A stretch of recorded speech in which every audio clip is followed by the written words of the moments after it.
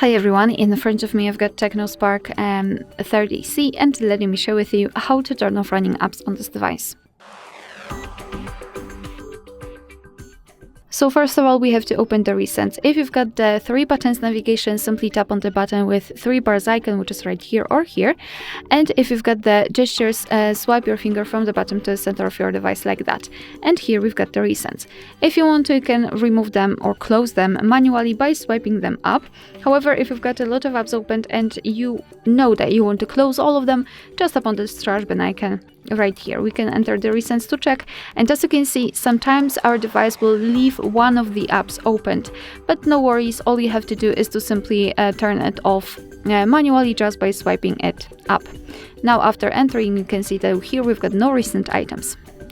Alright, so that will be all. Thank you so much for watching. Please hit the subscribe button and leave the thumbs up.